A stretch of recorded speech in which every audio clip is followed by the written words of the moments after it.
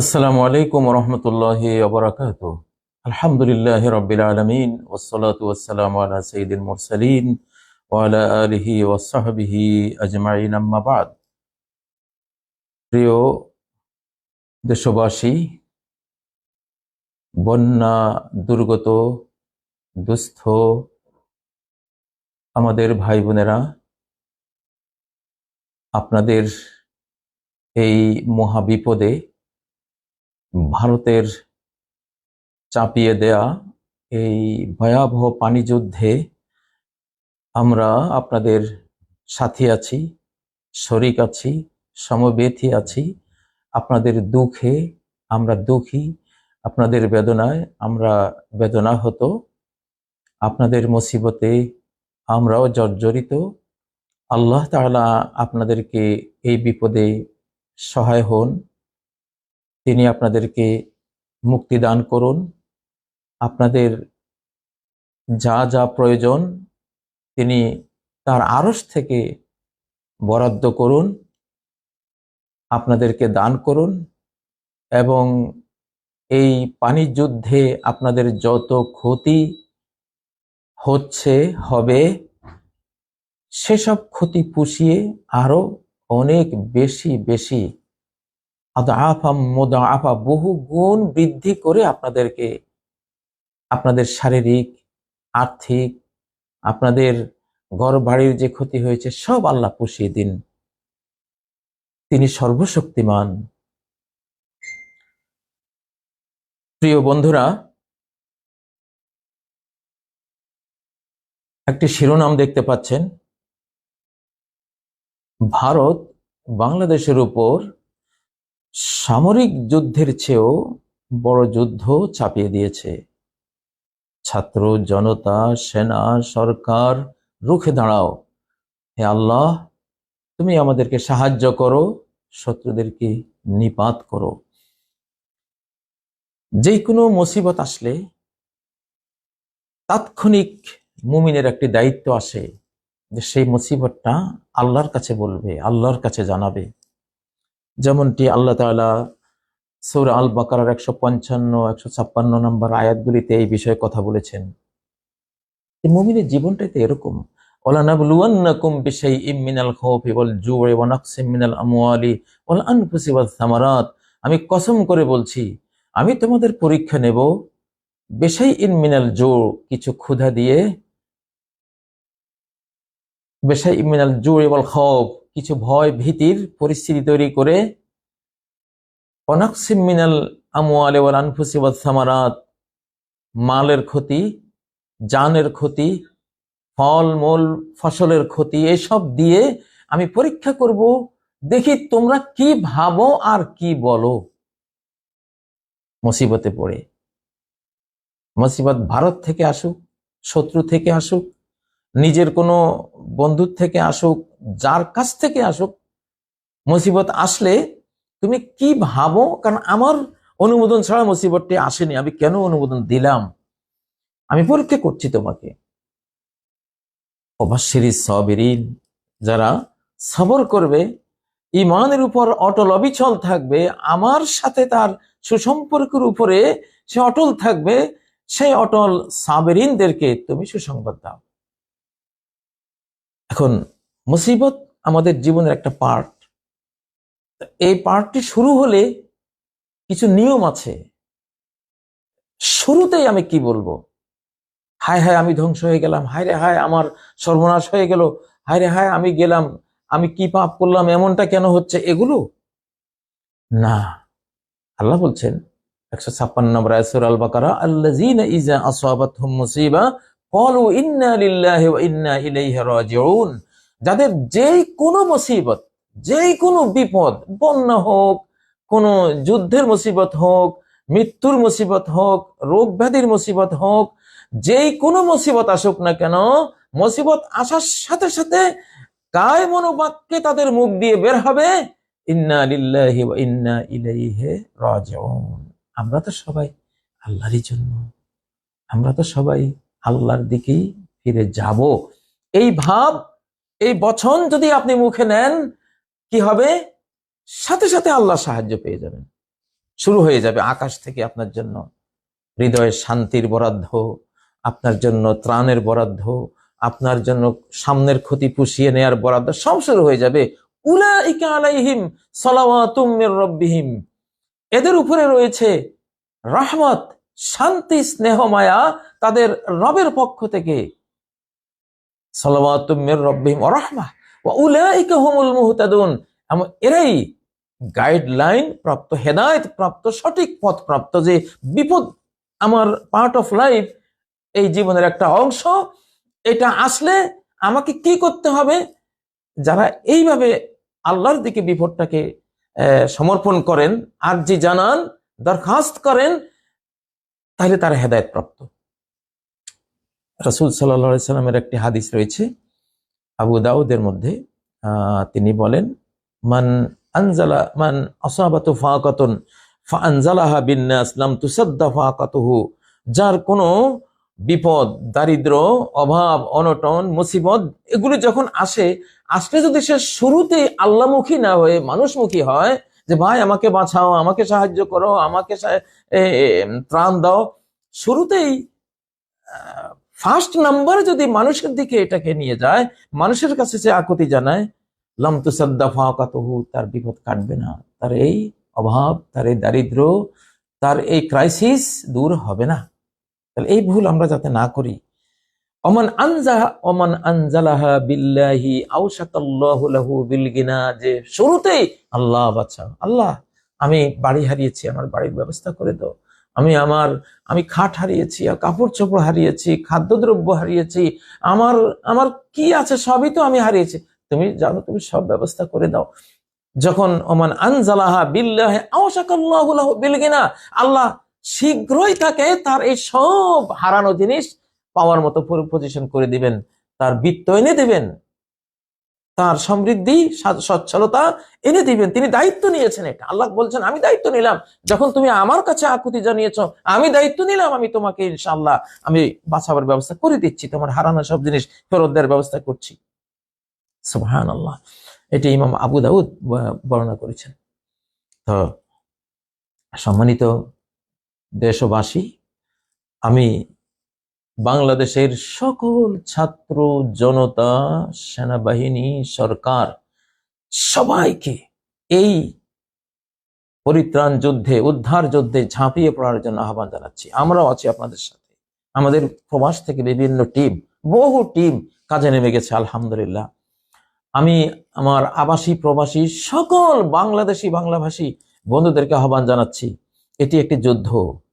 এটি হাদিসে বর্ণিত যে ভারত যুদ্ধ, এই পানি ছেড়ে দেওয়ার অন্তরালে বাংলাদেশ বিরোধী সেই ভারত যুদ্ধের সেই চেতনাটাই কিন্তু কাজ করেছে। তো ইনশাআল্লাহ এটা আপনারা সেই যুদ্ধের পাঠ হিসেবে ঝাঁপিয়ে পড়ুন। মনে রাখবেন, সামরিক আক্রমণের চেয়েও, অস্ত্র শস্ত্র দিয়ে আর্টিলারি আক্রমণের চেয়েও পানির আক্রমণ বড়।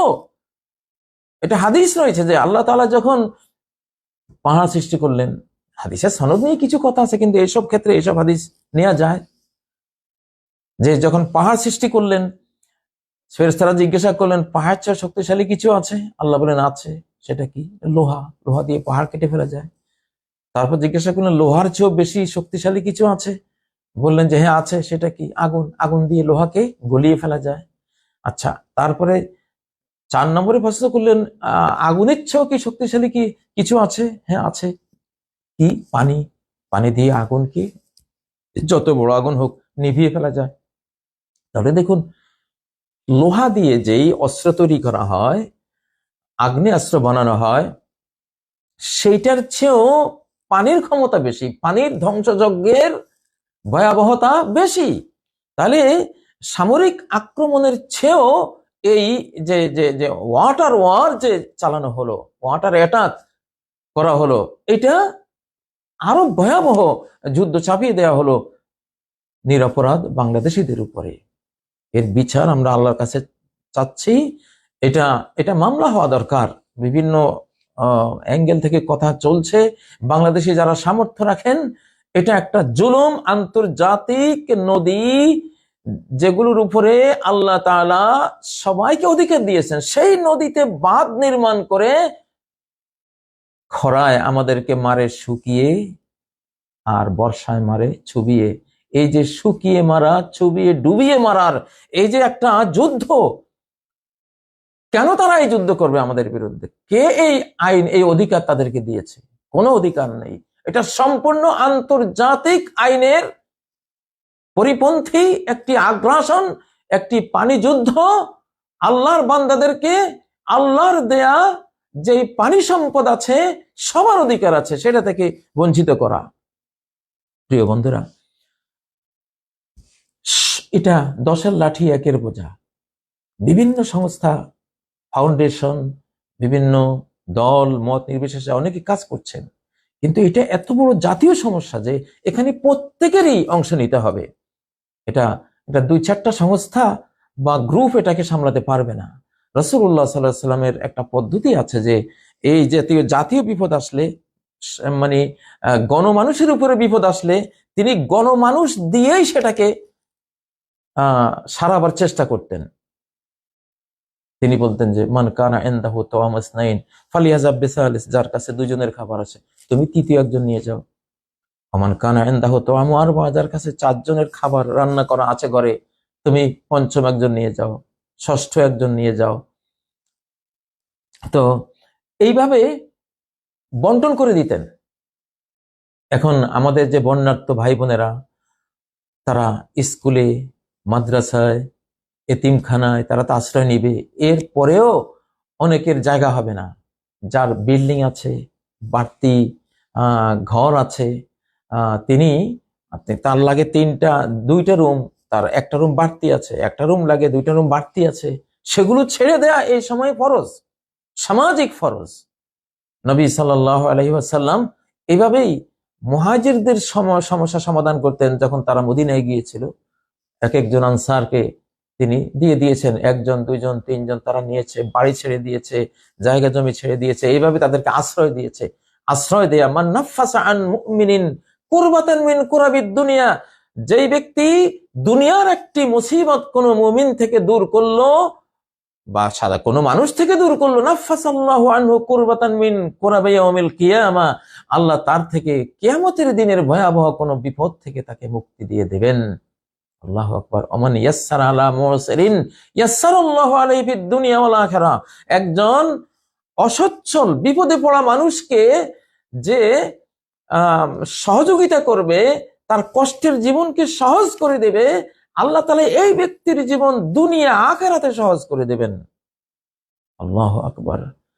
আল্লাহু ফি আউনিল আবদি মা কানাল আবদু ফি আউনি আখি, আর আল্লাহ তার বান্দার সাহায্যে ততক্ষণ নিয়োজিত থাকবেন যতক্ষণ বান্দা তার ভাইয়ের সাহায্যে নিয়োজিত থাকে। সহিহ বুখারী, সহিহ মুসলিম বর্ণিত সহিহ হাদিস, কত বিরাট জিনিস। এই হাদিসটি ইমাম তিরমিজি 1930 নম্বর হাদিস হিসেবে বর্ণনা করেছেন, ইমাম মুসলিম 2699 নম্বর হাদিস হিসেবে সংকলন করেছেন। তো প্রিয় বন্ধুরা, একে তো এটা ভারত যুদ্ধের সওয়াব পাবেন ইনশাআল্লাহ। যারা আক্রান্ত হয়েছেন, তারা একটা যুদ্ধে আক্রান্ত হয়েছেন, পানিবন্দী হয়েছেন, ঘর হারিয়েছেন, নিজের বিছানা হারিয়েছেন, খাবার দাবার হারিয়েছেন, ক্ষেতের ফসল, পুকুরের মাছ, সবকিছুই তো হারিয়েছেন নিজেদের। তো এটা আপনি মনে করবেন যে ইনশাআল্লাহ আমি মুজাহিদ, আমি একটা যোদ্ধা, আমাকে আল্লাহর শত্রু, আমাদের শত্রুরা আক্রমণ করেছে, আমি আক্রান্ত হয়েছি, হে আল্লাহ আমার মনে সাহস দাও, তুমি আমাকে সেই ঈমান দাও, আমাকে সেই শক্তি দাও, মোকাবেলার ক্ষমতা দাও আল্লাহ। আপনি যুদ্ধের সওয়াবটি নিন। আর ছাত্র জনতা, সেনা, সরকার, সর্বস্তরের ভাই বন্ধুরা, জাতীয় সমস্যা জাতীয়ভাবে ঝাঁপিয়ে পড়ুন, ইনশাআল্লাহ আল্লাহ তাআলা সাহায্য করবেন। যে কোনো মুসিবতের মধ্যে সম্পদ থাকে, বিপদ সম্পদ নিয়ে আসে ইনশাআল্লাহ। দেখবেন এই যে বদ্বীপ বাংলাদেশ, এই বাংলাদেশের উপরে আল্লাহ তাআলার একটি সন্তুষ্টির লক্ষণ দেখতে পাচ্ছি ইনশাআল্লাহ। কোনো ভয় পাবেন না। ডক্টর ইউনূস সাহেবকে বলছি, দেখুন সূরা আল কাহফের মধ্যে 155 থেকে 156 আয়াতগুলিতে ইয়াজুজ মাজুজের একটা প্রসঙ্গ এসেছে। আপনাকে বলছি, ভারত এখন ইয়াজুজ মাজুজ। ভারত বাংলাদেশের জন্য ইয়াজুজ মাজুজ, গগ এন্ড মাগুগ। এই ইয়াজুজ মাজুজরা জাতি বিনাশী একটা জাতি ছিল, যেখানে যেত সবকিছু ধ্বংস করে দিত। আজকে এই বাংলাদেশের সেই সেই যে বাংলাদেশের জন্মের আগে থেকে যত রক্ত গঙ্গা বয়েছে, প্রত্যেকটার ব্লুপ্রিন্ট তৈরি করেছে এরা। যত ফেলানি নিহত হয়েছে সীমান্তে, যত আমাদের বাংলার নাগরিক নিহত হয়েছে সীমান্তে, সবগুলো গুলি করেছে তারা। আমাদের পিলখানার হত্যাকাণ্ডের ব্লুপ্রিন্ট তারাই তৈরি করেছিল। বিগত 17 বছর ব্যাপী যত গুলি আমাদের বুক ঝাঁঝরা করেছে, তাদেরই পরিকল্পনা এবং তাদেরই লোক দ্বারা এটা করা হয়েছে। তারা তো যুদ্ধে আছেই।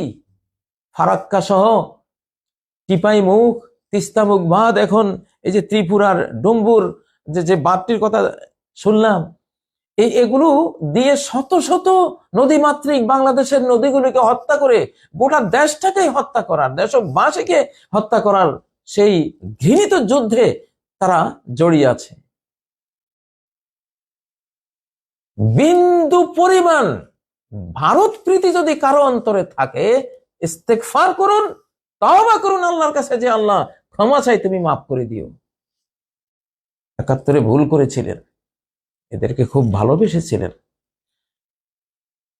আল্লাহর মনে কষ্ট দিয়ে তাদেরকে বন্ধু বানিয়েছিলাম আমরা। আল্লাহর নিয়ম আছে, আল্লাহর মনে কষ্ট দিয়ে আল্লাহর কোন শত্রুকে বন্ধু বানালে সে শত্রু দিয়েই আল্লাহ আপনাকে ভোগাবেন। বন্ধুত্বের প্রমাণ তো পাচ্ছেন, আমরা ভুগেছি ইনশাআল্লাহ।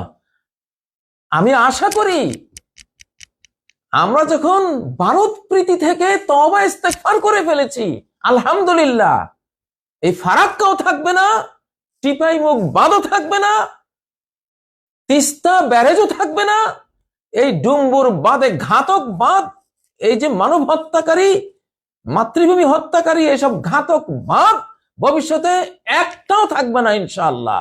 আল্লাহর উপর তাওয়াক্কুল করে বলছি, শাহানশাহর উপরে ভরসা করে বলছি। এগুলো এসেছিল আমাদের ভুল প্রেমের খেসারত হিসেবে। সেই ভুল প্রেম থেকে এখন ইস্তেগফার করছি, তওবা করছি। এই বাঁধগুলো কিভাবে উড়িয়ে দিতে হয়, আকাশ থেকে ব্যবস্থা হবে ইনশাআল্লাহ। আল্লাহ করবেন, কিভাবে করবেন তিনি জানেন। তিনি এমনও করতে পারেন, যেখানে বাঁধ, ফারাক্কা বাঁধ তো যেখানে দিয়েছে, পদ্মা সরতে সরতে সরতে সেখান থেকে 7 কিলোমিটার দূরে বেঁকে গেছে, নিজেই এখন হুগলির দিকে ছুটছে আল্লাহ নির্দেশে। চলে এমনও হতে পারে পুরো পদ্মা হুগলিতে আশ্রয় পড়ে ভাগীরথী নদী ইত্যাদি হয়ে আবার সেই প্রমত্তা পদ্মার দেখা মিলতে পারে আমাদের বাংলাদেশে ইনশাআল্লাহ। বিভিন্ন শাখা প্রশাখা হয়ে সেই পানি আশ্রয় পড়বে বাংলাদেশ। আমরা অপেক্ষায় থাকলাম ইনশাআল্লাহ। ভারতকে বলছি, আল্লাহর নিয়ম আছে, কোন জাতি যদি আরেক জাতিকে জুলুম করে, তখন জালিমদের ভূমি, তাদের ঘর বাড়ি, সবকিছুর উত্তরাধিকারী বানিয়ে দেন আল্লাহ মজলুমদেরকে। জুলুম করবা, তোমাদের পরিণতিটা শুনিয়ে দিচ্ছি। এই জুলুমের পরিণামটা কোরআন থেকে দিচ্ছি। সূরা আল কাসাসের 5 নম্বর আয়াতে আল্লাহ কি বলছেন? অনুরিদু আন নামুন্না আলাল্লাযিনা ইসতুদঈফু ফিল আরদ। আল্লাহ বলছেন, আমি শাহানশাহ রাজাদিরাজ, আমার পরিকল্পনা আছে, আমার সিদ্ধান্ত নেওয়া আছে। আমার পৃথিবীতে যাদেরকে হীনবল করে রাখা হবে, দাবিয়ে রাখা হবে, সে যেই হোক না কেন, আমি তার প্রতি দয়া দৃষ্টি দেব, আমার দয়ার বর্ষণ তার উপরে আসবে। অনাজালহুম আইম্মা, তাদেরকে ওই সমগ্র জালিম ভূমির আমি নেতা বানিয়ে দেব। অনাজালহুমুল ওয়ারিসিন, ওই অত্যাচারীদের সমস্ত ভূখণ্ডের ওয়ারিস, হেরিটেজ, ওরাসাত উত্তরাধিকার এই মজলুমদেরকে আমি দান করব, তোরা পারলে ঠেকা। এটি সূরা আল কাসাসের 5 নম্বর আয়াত। অনুমাক্খিনা লাহুম ফিল আরদ, ভূমি তো দেবই, জালিমের ভূমি এই মজলুমদেরকে তো আমি দান করবই, এবং সেই ভূমিতে তাদেরকে পূর্ণ ক্ষমতায়ন আমি করব।